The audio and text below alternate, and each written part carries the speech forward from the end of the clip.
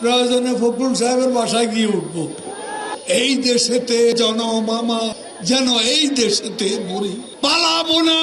কোথায় পালাবো? পালাবো না। প্রয়োজনে ফখরুল সাহেবের বাসায় গিয়ে উঠবো।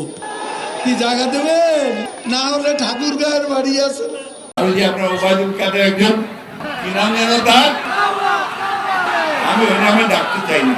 সে বললো এখন ওটা শুনি মাঝে মাঝে যে আমরা পালাতে জানি না, আর কোথায় পালাবো? পালাবো না কোথাও। আর যদি পালাতেই হয় ফখরুলের বাসায় আমাকে জায়গা দিবে না? বলছিল না ভাই, আমার বাড়ি তো খালি পড়ে আছে, আমার ছোট ভাই ছাড়া ওখানে তার কেউ থাকে না। আমি তাকে এখন দাওয়াত করি, আসেন আমার বাসায় আসেন। সে তো বলে দেশেই নাই, পাড়ায় ভারতে চলে গেছে। বন্ধুগণ, এমন খারাপ কাজ করেছে এরা, মানুষের চোখে এত ঘৃণিত যে এখন দেশে থাকার মতো অবস্থা তাদের না। শেখ হাসিনা ভারত থেকে মাঝে মাঝে বলে যে আমি আসতেছি, চট জলদি আসেন না ভাই। আমরা দাওয়াত করি যে আসেন দেশে। দেশে যে সমস্ত মানুষকে হত্যা করেছেন, শিশুদেরকে হত্যা করেছেন, মহিলাদেরকে হত্যা করেছেন, তাদের মামলাগুলো দয়া করে একটু ফেস করেন।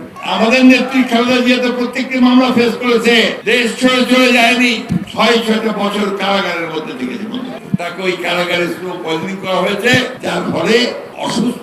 অন্তর্বর্তীকালীন সরকার তারা ঘোষণা দিয়েছে যে তারা এই সংস্কারগুলো করে তারা নির্বাচন করবে। আমরা মনে করি যে নির্বাচন করতেই হবে এবং এই সরকারকে আমাদের সব সময় সহযোগিতা করতে হবে। আমরা এই সরকারকে, প্রফেসর ইউনূসের যে সরকার, তাকে আমরা সমর্থন দিচ্ছি। এই জন্য দিচ্ছি যে আমরা এই পরিবর্তনগুলো চাই।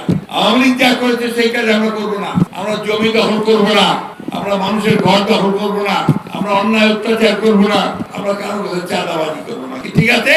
এবারে বেশি কথা দিচ্ছেন আমাকে। এই কাজগুলোর সঙ্গে কেউ জড়িত হবে না আমাদের লোকজন। ওইখানে আমাদের দেশনেত্রী বেগম খালেদা জিয়া তিনি অল্প সময়ের জন্য ওই অসুস্থ অবস্থায় একটা বক্তব্য রেখেছিলেন। সেই বক্তব্যে তিনি পরিষ্কার করে বলেছিলেন যে অনেক অত্যাচার হয়েছে, অনেক নির্মমতা হয়েছে, অনেক প্রাণ গেছে, কিন্তু এই মধ্যেও এখন আমরা কোনো প্রতিশোধ নেব না। আমরা শান্তির সঙ্গে সকলকে সঙ্গে নিয়ে দেশ চালানোর চেষ্টা করব। বন্ধুগণ, এই ভাতৃত্ব দরকার, ভাইয়ে ভাইয়ে ঝগড়া করার দরকার নাই। আমরা নিজেরা সুন্দর করে যেন দেশটাকে তৈরি করতে পারি।